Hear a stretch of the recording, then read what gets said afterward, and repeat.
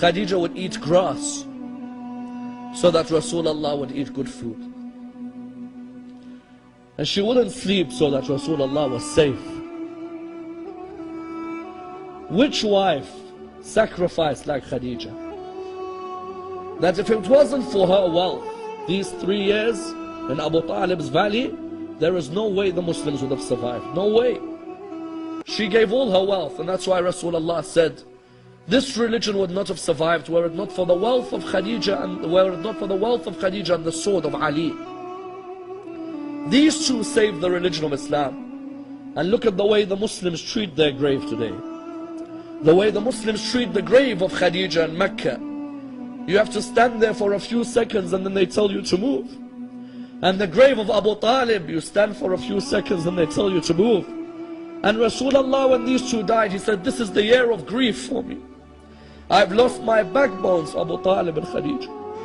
And I say to Sayyidah Khadija, oh Sayyidah Khadija, you were oppressed now and you were oppressed when you died.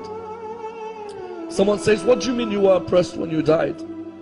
You know Rasulullah, when he came to bury Bibi Khadija, he came, but because they were so poor, the kafan that he had was not long enough to cover her body.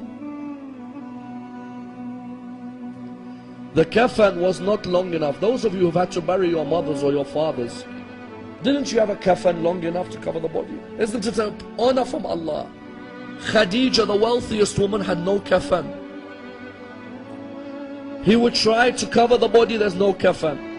It is sad to see a human die without a kafan, isn't it?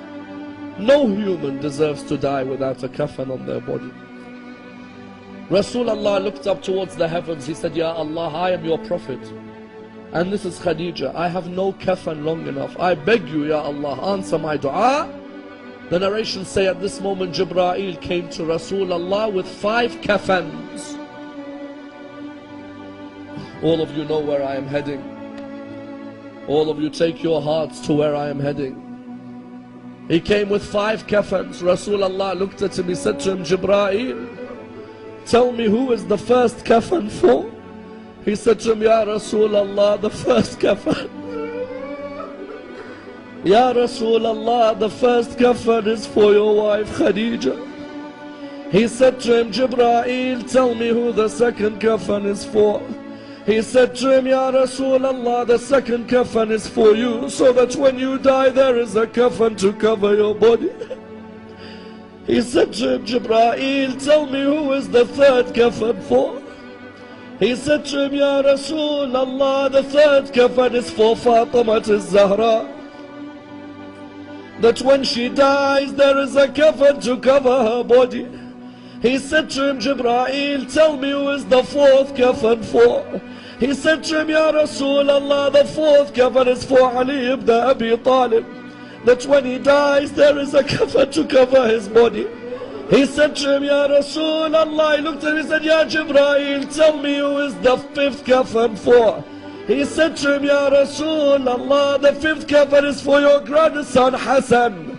That when he dies there is a kafan to cover his body. He looked at him and he said to him, Jibreel, tell me where is the kafan for Abdullah?